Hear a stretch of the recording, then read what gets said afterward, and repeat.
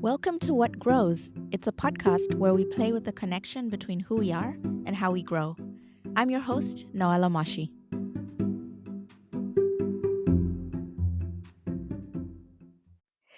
So, Kim, for over 15 years, you've specialized in mindsets and personal communication, working with fundraisers, leaders, and teams. You also co created The View Looks Good with my friend Anne and your friend Anne, bringing nervous system science into workplaces.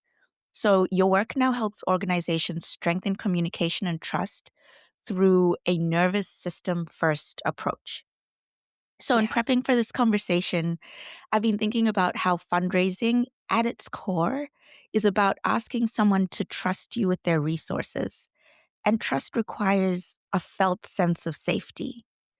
And the best pitch deck in the world doesn't matter if your nervous system is screaming, I'm a threat, there's a threat to everyone in the room. Yeah. Yeah, and right now, with layoffs rippling through the nonprofit sector, uncertainty everywhere, many of us are stuck in sympathetic activation in fight or flight mode, or fawn, which maybe we'll talk a little bit more about later. But it means we're making decisions from survival, not from clarity.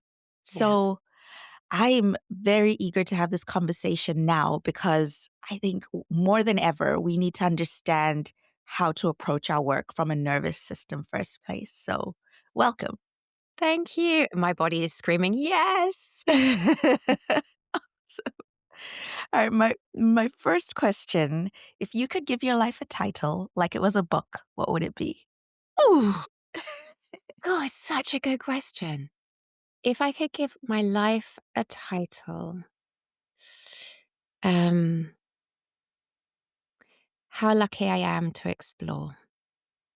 I love that. Tell me more about that. Um, in full transparency, I've just come off a call with a wonderful woman who kept saying to me, "Oh, you're just out exploring." And I thought, oh yeah, that's what actually I've been doing my whole career is going out exploring. And then she also said that one of her beautiful rituals in the morning was to say how lucky I am to explore. So I have totally stolen her mantra because it has really resonated deeply with me this morning. Mhm. Mhm. Um, Mhm. and it has been a series of complete accidents and coincidences and explorations. Hmm. What are you exploring lately? Lately, um, I am exploring the belief that we are all capable of really deep connection and trust.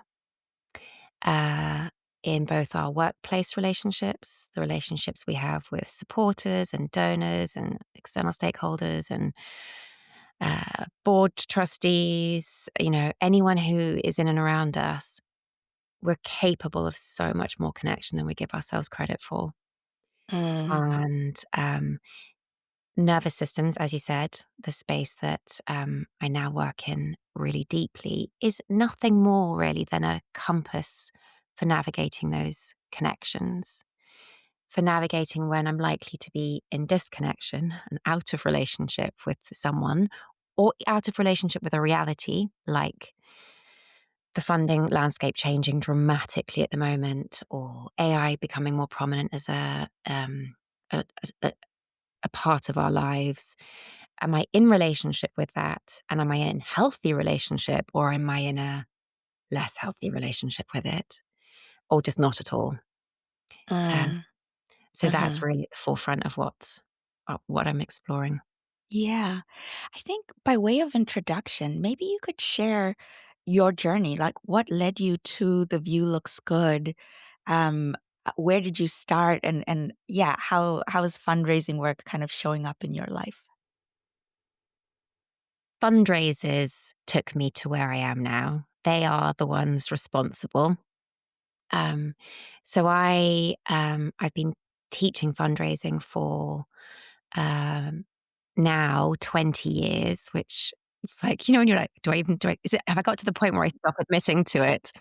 Um, and I had a very accidental early career as a fundraiser. I started out as an admin, taking an admin role in a charity because that's the space I wanted to be working in. Just needed to start paying some rent. So I like, yeah, great. If you can put me in a charity, I really don't care what I'm doing. I had no idea what department it was. It turned out it was doing admin for a major donor and trust and foundation team, working on a really big fundraising campaign at the time. I mean, we're like talking 25 years ago. And it was a moment of, okay, come in, right, this is how you can support the team. Great. Actually, can you write this proposal? Can you do the research for it? Actually, can you come along to the meeting with the donor and take notes? Actually, could you just take over that relationship because the rapport is quite good and we really need to and then before I knew it, I was fundraising like super accidentally, as I think most fundraisers find themselves sort of stepping into it. I mean, when I was teaching, I was always like, how many of you woke up and chose to go and train as a fundraiser? Like no one, like, I mean, like in my career of 20 years, I think maybe like up to 10 people have ever admitted they were like, no, I chose this career. Um, and then I had a very privileged experience working with amazing teams, raising a huge sum of money, um, putting on events and meeting with people who, to this day, in fact, I was just telling my father-in-law about an event, and he was like, "Really? Did did that happen to you?" I was like, yeah, it happened to me. Like these were the people that I was privileged to work with, and I was working with a donor at the time who took part in a TV program called The Secret Millionaire. I don't know if you've ever heard of it. And basically, it's people who have the ability to give away significant sums of money. They go undercover in communities, and they come across people who are really worthy of investment or support, and they offer gifts out. Hmm. Um, I think it's a concept that wouldn't land quite as easily in 2025, but at the time it was a really big thing. And the donor had gone on this program and she'd come back and she said, I ended up giving money to a number of these local charities, but I realized that because they don't know how to fundraise, that's just going to be money that goes in and is never backed up with anything else. What these Mhm. organizations need support in is growing their knowledge and experience in fundraising. And she offered myself and two other colleagues at the organization the chance to come and set up a foundation with her to start teaching and offering training to small charities. Um, and I did that, worked with like hundreds of amazing small organizations, and then just went freelance and started working with clients that I really was falling in love with. Joined the Chartered Institute of Fundraising as a lecturer, did that for 12 years. So it was in that journey of then teaching and having experience with so many, I mean, like thousands of fundraisers, that I just started noticing this pattern of why is it that some people come in and they feel like just with a little bit of guidance, they can find the words for Hmm. how they would communicate with a donor, how they would start building up that rapport. They'd feel safety in building that connection. And others, and I will never forget, I can picture the room, I can picture the woman, I can see her blonde hair, and I can see her face turning up to look at me and saying, "Oh, Kim, I just wish you worked for us because you've got the words." Mm. And my heart sank because I just remember thinking, I'm doing something wrong as an educator in this space if this person doesn't understand that they have the resource within themselves to find these words. And that started up an exploration of why does it feel like it comes naturally to me, but it doesn't feel like it comes naturally to her and to others? Because I don't think there's anything different between the two of us. She was, I mean, there's no one I've had in a classroom or I've ever worked with that I don't think you've got the capacity and brilliance to be an incredible fundraiser, but there's something sat within us that holds us back. I've got plenty of that going on in other areas. I just didn't have it with fundraising, right? Right. Um, and that led to a lot of curiosity for understanding beliefs and how we acquire beliefs and how they get stuck and what does it take to move them on. And when do we not have beliefs that hold us back? When do we feel quietly confident? And then exploring how we shift our physical states to shift our mindsets. Hmm. And nervous systems were one of many beautiful techniques that have uh, shown me that when you can change how somebody feels, you change the words they have access to, the thoughts they have access to, the decisions they want to make. Even everything from, I don't feel like I can email that donor, becomes, oh, I can just drop them a line, Hmm. when they change their state. So that's been the exploration. Yeah. I mean, that really resonates with me. I've also lately been struggling quite a bit with imposter syndrome. And Mm. I think what I want to achieve with my business, with One Advisory, uh, is kind of being stalled by my perception of who I am versus who I need to be to Mhm. be that person. I'm trying to move from a consulting space into a more of an advisory space because I know again that I have the experience to share insights, but I don't necessarily know that in my body. And I think that's I mean, when I think about traditional pitch coaching, for example, or I think about how people say you should present yourself at job interviews or when you're trying to promote your organization, it's like a little bit of fake it till you become it, fake it till you make it. And I don't think that's worked for me. I Yeah. think what has worked for me, and I'm still on the journey, so take this with a pinch of salt, but I'd love to hear your thoughts that what has worked for me is actually truly believing the stuff that I'm saying about myself inside my body and saying, I trust in my ability to meet the moment. I know Yeah. that I have the capacity to do this. I've done it before. The faith is not because I'm pretending to be someone I'm not, but because I really am the person that I'm trying to be Yeah. already. Yeah. Which sounds like what you're saying about your students. Like, tell me more about that. Yeah. Actually, the thing that comes to mind to share with you is a quite a personal exploration on around this sort of topic at the moment. Um, One of the things that using nervous systems encourages you to do is to get quiet and to pay attention to what you're feeling and what you're noticing. Um, for me, that looks like using meditation sometimes. And in a recent experience of looking at this feeling of imposter syndrome, I can't do it, I'm too small, which I think is really that feeling that comes up with fundraisers so much, especially in that sort of major gift space, or when you've got a very big established trust, or a very big corporate that's got a big reputation. There is a lot of energy that can step into those rooms. And your mind as a fundraiser can really just start doing the maths of, I don't have that boat or that car or that house or that aeroplane. And I don't have photos of these people in my living room. You know, Yeah. uh, you just start looking for your body is scanning for safety, and all it's seeing is that's not me, that's not my life.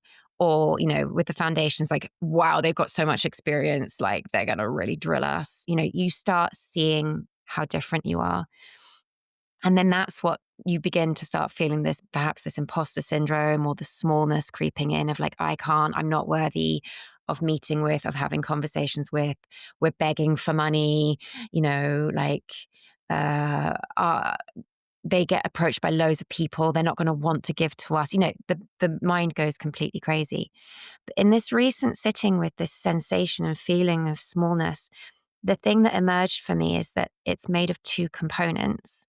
There is the feeling of um, smallness, which for me was just about being still and just getting quieter. But the bigger part of that feeling was this feeling of fear. And the two were not attached to each other suddenly. it's that there is a voice that brings in this fear of connecting, this fear of going and doing something new or having this new conversation or trying something new. But the fear it suddenly became a very separate entity. And when I noticed, wow, there's a we're told left, right, and center. You should look this way when you go into meetings with supporters. You should be this prepped. I mean, you should have every answer, right? You should know everything there is to know. That, oh gosh, fundraisers are like, I can't physically know everything about this organization. It's so huge. We're doing so much. I can't remember all the stats. Like the pressure to know, and because if you don't know everything, you're going to mess up. Um, if you don't know everything there is to know about the supporter, you're going to mess up. If you don't say exactly the right thing at the right time, you're going to mess up. Like there is so much pressure put on to be some kind of perfect that isn't even necessary. That I think it is the fear that gets in the way, Hmm. not the connecting. I mean, so feeling small and feeling fear, yes, absolutely, and been there. Are you saying that if we can understand what's happening inside us and regulate our body, that affects our mindset? For example, I think that's very common to feel like, oh, I'm begging for money, or there are more organizations that are worthy Yeah, of this funding. yeah, Do those thoughts change when we regulate our nervous system? absolutely. Because I think what I was sitting with was I was sitting in a really regulated space, and I suddenly felt a very big awareness of the feeling of being small and not significant enough is there, but it is the waters have been very muddied. So it's almost like the fear is the mud, but there is an entity of water there. And when we're dysregulated, the waters are very murky and the whole thing is just fear. Mm, But mm, when we sit and get a little bit calmer and stillness, and we actually stop and connect with the feeling of imposter syndrome or smallness, like actually come into relationship with it as a feeling, my experience anyway was that, wow, hang on a second, it's just not what I thought it was.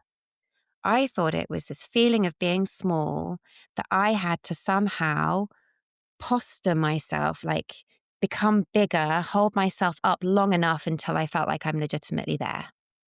I'm now a fundraiser. I have relationships with high net worth individuals. And actually, I think that when we can get calm enough and meet that sensation in our bodies, what we find is 95% of what we are listening to as an experience there is the noise of the fear. mm, And if you can separate that and go, okay, there's a lot of fear here, but there's also something else. And the experience I had was that what I found was that there's something else here that just feels really spacious. mm, What I've called smallness is very quiet, that I but that doesn't feel like a bad thing. That feels like a quiet and a stillness and a calmness that would meet with a supporter and have capacity to just meet them with everything that they are, meet them without judgment, meet them with curiosity, meet them with enough space to ask questions and really hear the answers. And that's very different to what I've noticed before, where the fear is dominating. The fear shows up and it fills a room. And I've watched so many fundraisers, and me in my early days, absolutely, walk into spaces with supporters, have my head so busy with things I need to ask, things I need to tell them about, um, worried that I'm not going to move this along in the pipeline, this relationship, hitting all these ridiculous targets. The expectation of having to go back and tell colleagues, like, did it go well? Did it not go well? There's so much noise. And I remember coaching someone, and it was exactly this. And we'd been prepping for her to go in, have a meeting with a supporter. And she came back and she said, Kim, they just didn't want to open up and talk. And I just thought, hang on a second. Let's just slow this whole process down. Let's go back and revisit it gently. And she said, we were talking about stuff, and I'd prepped 3 projects that he wanted to know about. And he came in and said, actually, I want to know about a 4th project. And she just went, I don't know anything about that 4th project. And I said, okay, right, in that moment, what was happening in your body? And she just said, I was freaking out. I was like, why do you want to know about this now? You didn't prep me about this. I don't know what I'm doing. And I said to her, so do you think that it wasn't that he wasn't open and answering your questions, or that you were in that moment, like having this full freak out and we're Mm. not actually in connection with him? And she just went, oh my gosh, you're complete. Like, that's exactly what was happening. I was spinning out in fear in that moment. Um, I and I said, okay, now that you're not in that fear place and you're feeling more grounded here, what would you do now? Having him tell you that he wants to hear about this 4th project. And she just went, oh, I'd ask him why. Wait, right? Like the most obvious thing. And she was kicking herself like crazy. And to her credit, she said, I need to go and tell him. I need to go and ask him. Mm. And she called him and she said, I just need to apologize. I didn't do my job when we met. You mentioned this project. I didn't ask you at the time why this has suddenly come up for you, but I'd really love to know now. Would you tell me? And he opened up and shared this very deep personal story about why this particular project was so poignant for him. And that took them into a beautiful conversation about fundraising around that project. And that's kind of what I mean by like the noise of fear. It's so hijacking of our bodies that we misread people, we don't ask questions, we miss opportunities for those nuggets of like insight and information that the donors are giving. Um, Yeah. and I yeah, I so mean, that's I'm sorry, go ahead. no, that's it. Well, I just you were just getting me so excited about I f I I'm not gonna make this gendered, but I have like, women kind of can go into, when we think about sympathetic, that fawn or flight, but we can also go into fight. And I'm just curious what that looks like from the perspective of a fundraiser who's like, "Oh, I'm not afraid of the donors, but I need to win. I have to absolutely have to get this," almost a fight mode in that space. I don't know if you've encountered folks who are like, I am entitled to this money and I need to get it because my organization is doing great work. So I'm going to push until this happens. And I think that's also not, not a particularly effective approach. No, And where is it's the not. nervous system dysregulation in that space? I think you've described it perfectly. I don't see a lot of fight because maybe particularly in British and European fundraising, we're all just far too timid. So it's a lot more like flight or fawn or just flat out avoiding of that dorsal shutdown collapse. Like, just haven't got round to messaging them. But I have seen a couple of incidences of, I shouldn't call it, a couple of moments where people's bodies have definitely moved into fight. Um, and one was a fundraiser who was pushing proposals at a supporter for years that they kept saying no to. And it was just another one after another one after another one. And there was a lot of internal dialogue that was being in the organization that was really negative about the supporter. And that fight eventually became, maybe you call it flight. Yeah, probably. They're wasting our time. He's messing us Uh, around. He keeps saying that he's interested, but we're giving him absolutely everything and he's saying no to all of it. That was definitely an incident, and there's a really nice follow-up on that story if you're curious. But, but the other one, just to finish off this bit, the other one is, I've seen, um, contracts being pushed forward with, uh, corporate fundraising that were then later other people came back and said, "But we didn't sign off on this."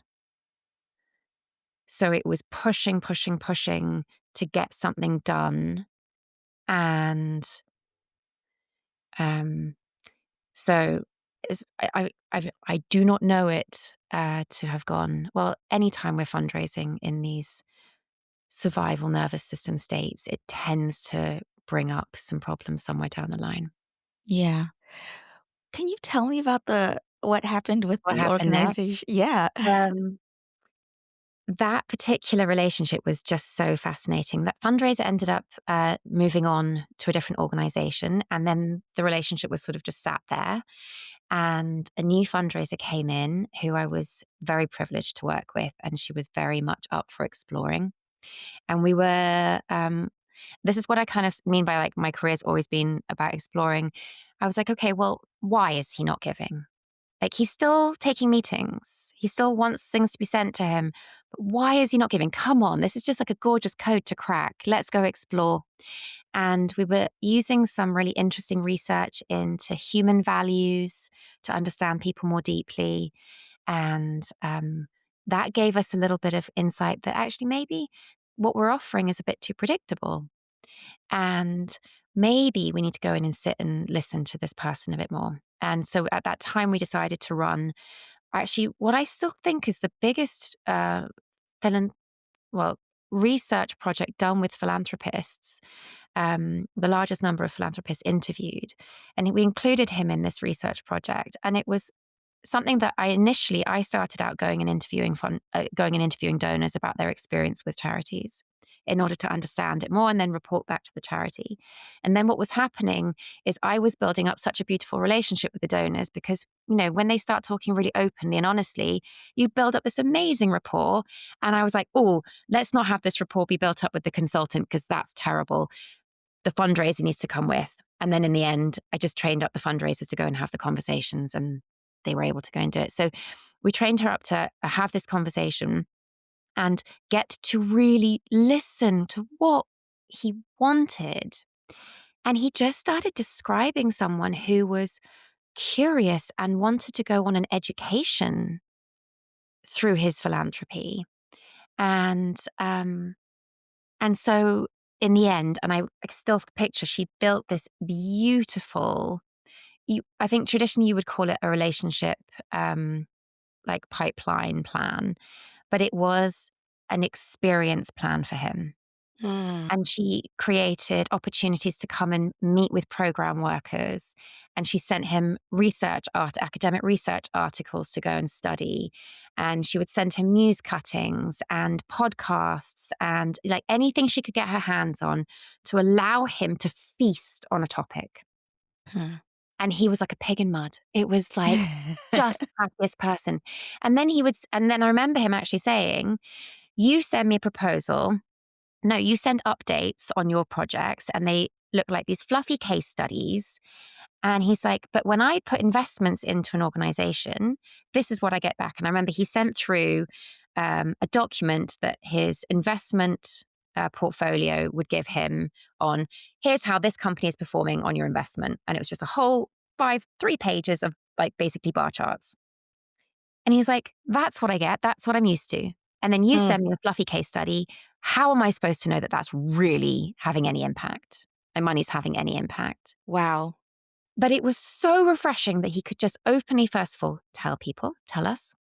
I cannot recommend donor interviews enough because they're just so good. They just give permission to the donor to be frank.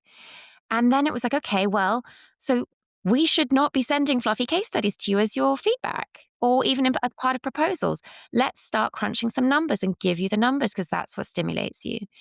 And in the process of, I don't think it was more than 6 months, this fundraiser went from interviewing him, understanding him, sending him materials.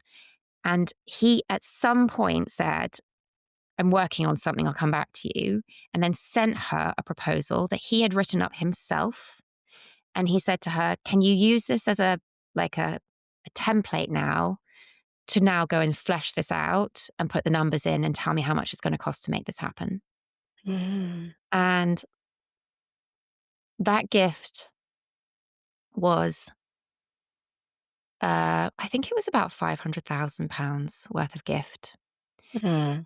It then so happened that the charity went through a very big public PR crisis, and there was a real panic on that supporters were going to be lost, and this relationship with him that was just starting up was going to go flat. But this department had a brilliant leader at the time who said, "We are not going to waste a good crisis. We're going to get on the phones. We are going to keep the relationship high. Even though the world is crumbling around us, we are going to check on how these donors are feeling." There was a lot of panic and fear at the time, but there was also this commitment to doing the right thing for the donors, and they felt it. And they didn't lose a single supporter through that time, whilst the rest of the organization was hemorrhaging in other departments. And he came through and said, things are looking really bad for you. Would you like a loan to see you through Mm. the next year? And that was a multi-million pound pledge loan. And he also said, if you can't find a way to pay it back to me, I'll make it a gift. Hmm. And he's subsequently gone on to fund other very big projects with the organization. So he became a multi-million pound donor. Mm. And that story for me is just a story of nervous systems. It's a story of a sympathetic nervous system, first of all, going out to the approach, not getting the connection, giving up, dismissing, judging the supporter. A, a nice opportunity came through to stop and pause and say, actually, if we go in and we listen, to just find out without judgment from a very grounded, regulated place, what do we hear? And then what could we actually build together? And I think the bit I love the most about it is that in that regulated sort of state of fundraising, it was so much more exciting for the fundraiser.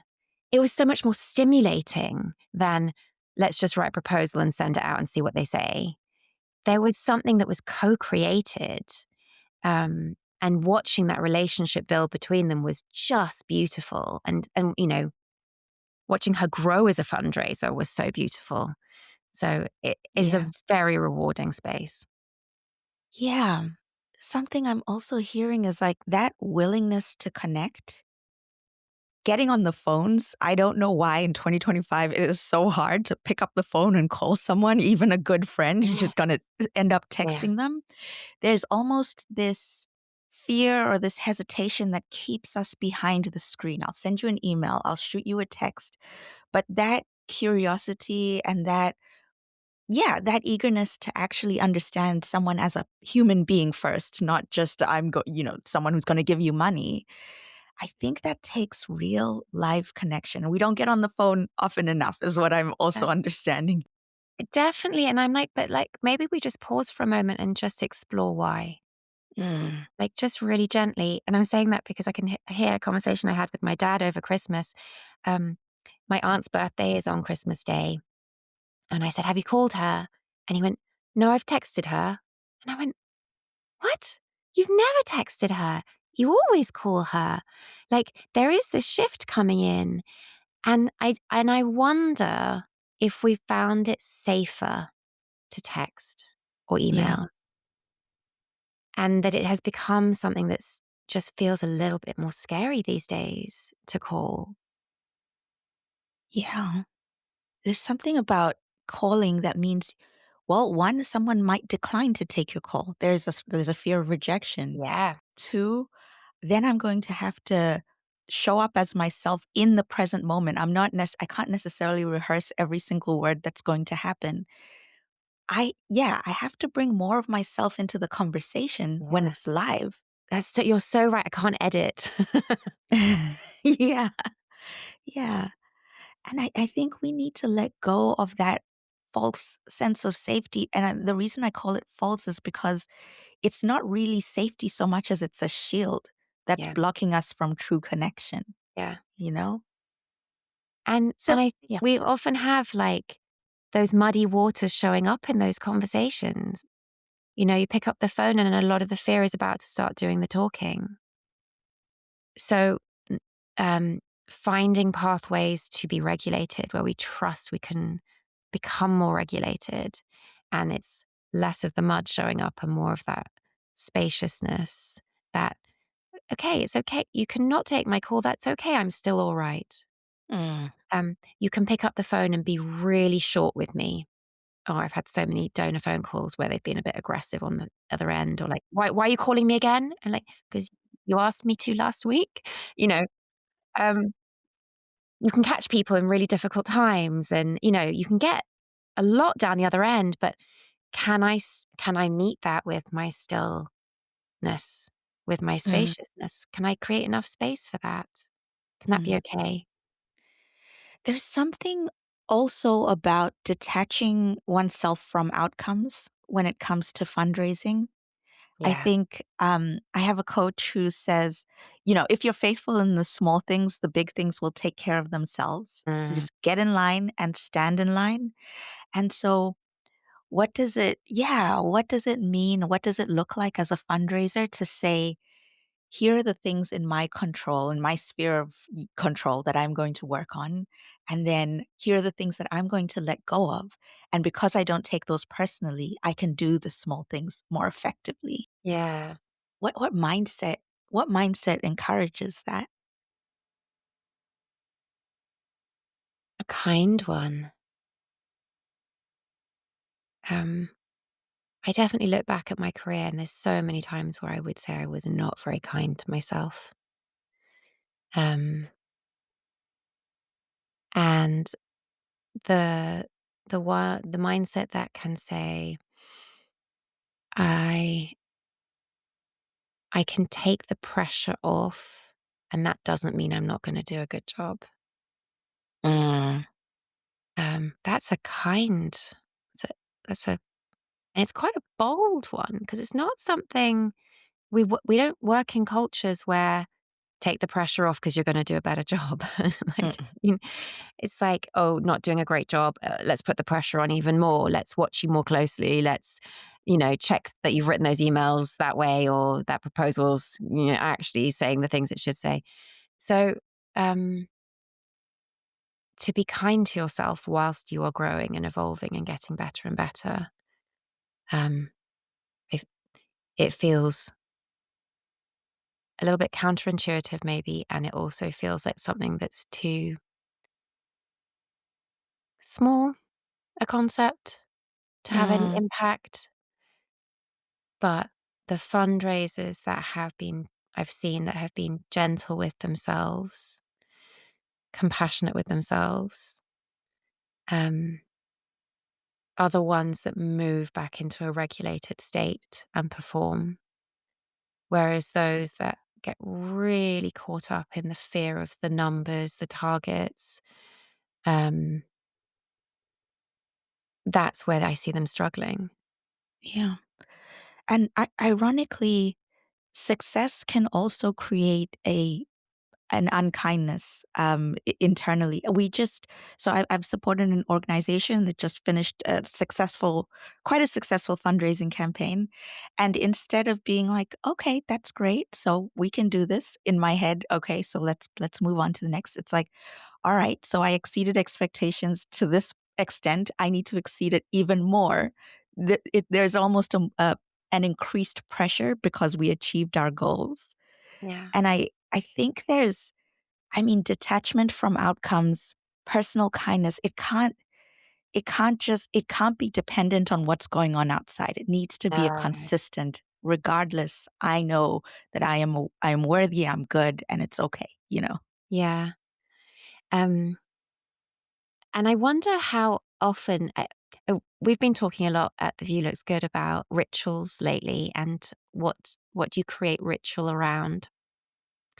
And I've definitely been working with a number of people lately where I've had a revelation of like looking and being like, but you've done this now. You've been through this before. You've got this. You're now bigger than this because you've survived it.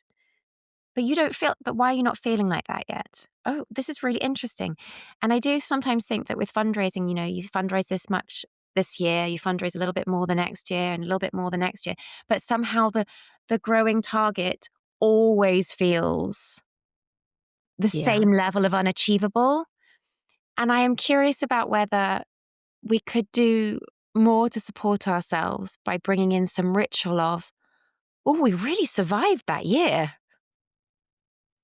Like we actually did it. That's where we were at the beginning, and that's how we were feeling. And this is where we are now. And we did it. But letting it really sink into the body as a lived experience. I didn't think I could, and we did. And letting that become something your body knows that you can do. And here I Hmm. go again for the next year, and I don't think I can do it, but I'm probably going to be able to get to the end and say that I did. Hmm. And what difference would that make to you as a fundraiser if you could work through a year feeling a sense of this is doable instead of this is really hard, I don't think I can do it. Yeah. And this is not to, and I say this also aware that there are plenty of people working with really unrealistic strategies and targets. And that is not, I don't want to say this in the face of a bad strategy.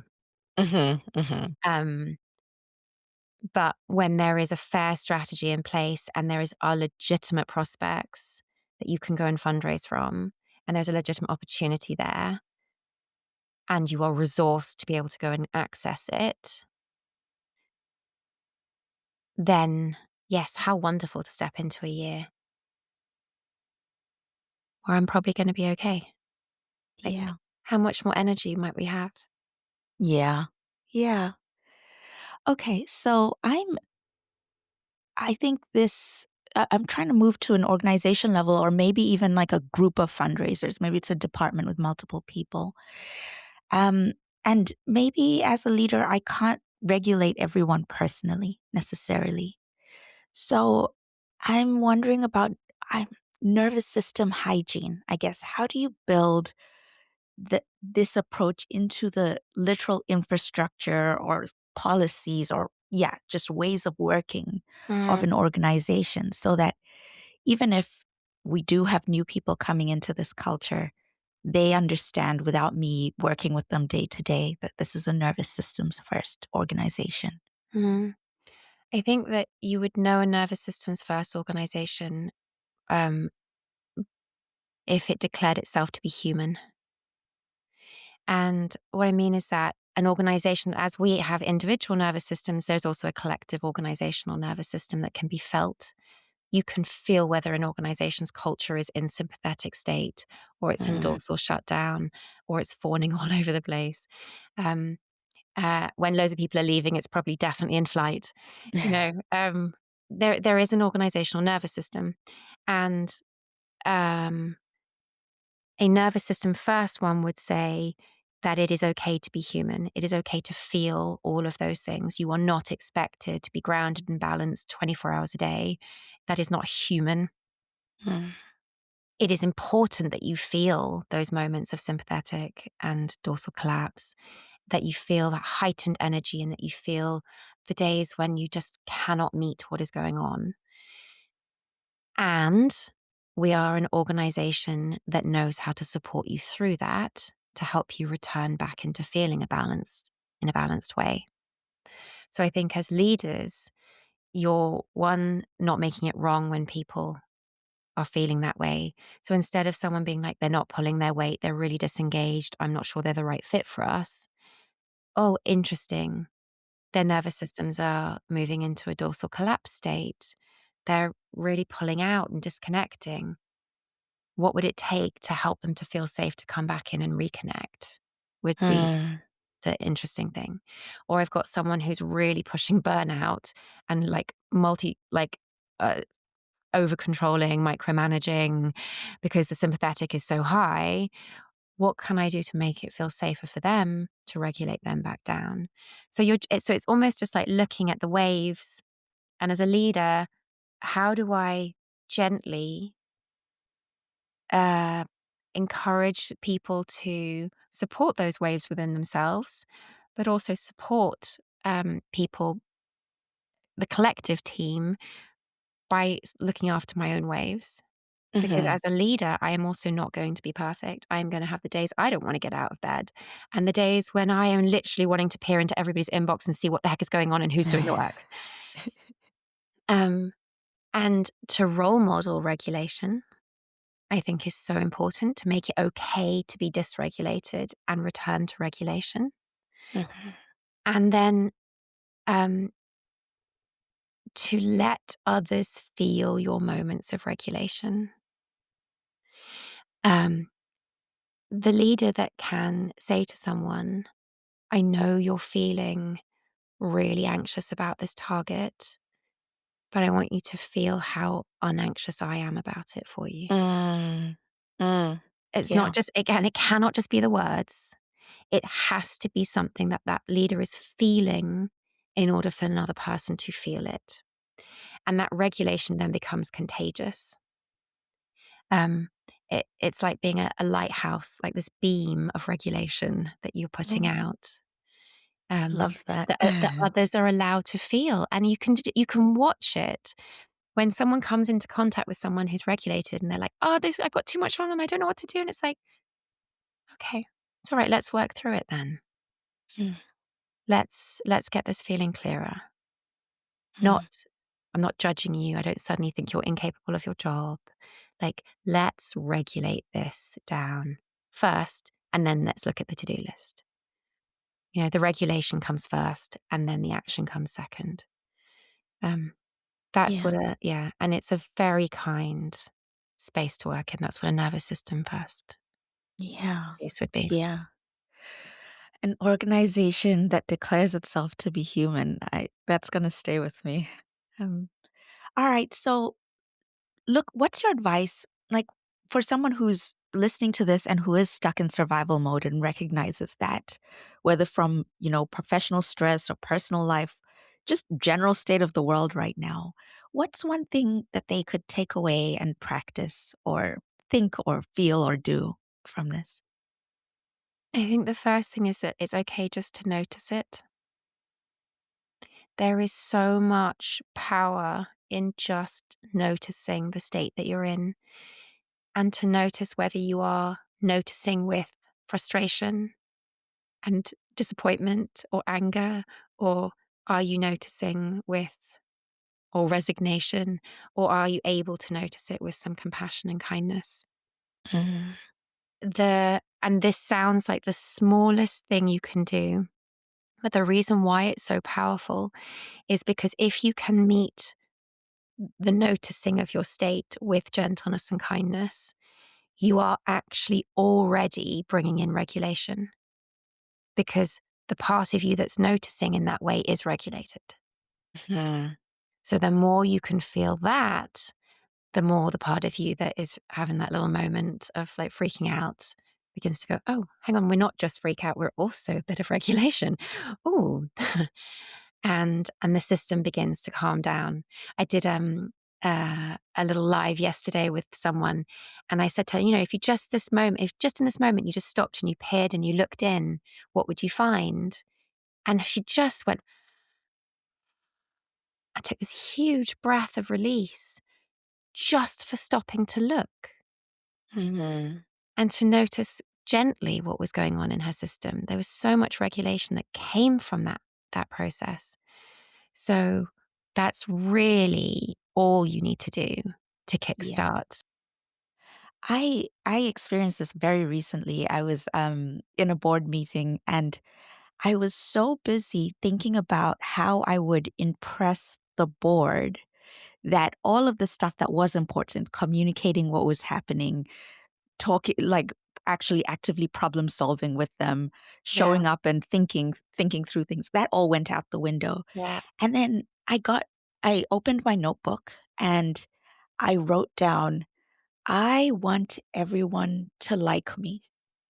And I just kept Yeah. that there. I was like, yeah, that's true. I That do. is Like, true. as I'm speaking, I want everyone to like me. Okay. And just acknowledging that Yeah. gave me so much more space to focus on other stuff. I'm like, that's a Um, fact. I'm not trying to change it. Let's keep yeah. going, you It know? is amazing, isn't it, when you can let something be in the room without resisting it, how much space opens up for something else. Yeah. Yeah.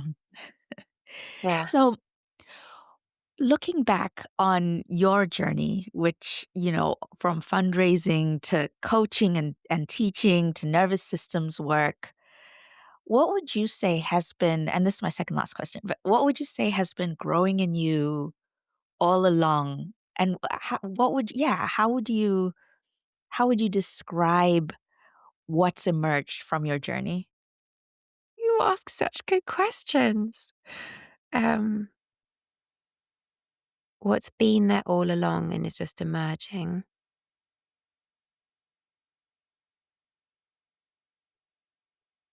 A sense of connection to people. Um, and the other co-founder at The View Looks Good, we often have a laugh about how when we first started working together, I would call myself the island.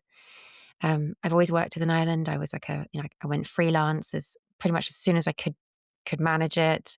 Um, as a consultant, you're very much an island amongst, you dip in but you are an island. And uh, I have begun to realize how much of a survival state that was. Um, and it was a way of protecting myself, feeling less frustration with work because it was just me that I had to deal with and no one else. Um, and I think over the years, that has become something I've become aware of how it wasn't really helping. It was helping me survive. It definitely helped me survive, but it didn't help me to thrive.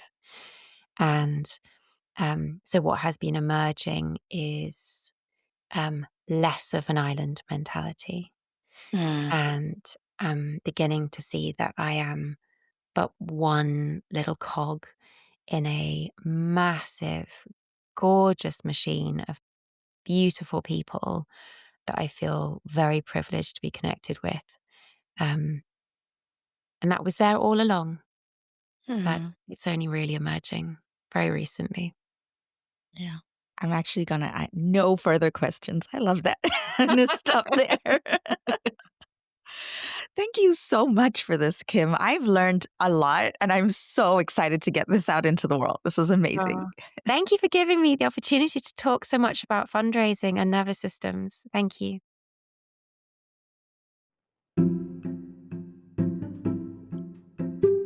If you enjoyed this episode, please rate the show. It really makes a difference. I'm also always looking for guests who enjoy meaningful conversations. If that sounds like you, send me a message with what you'd like to talk about, and I'll get back to you. Thanks for listening.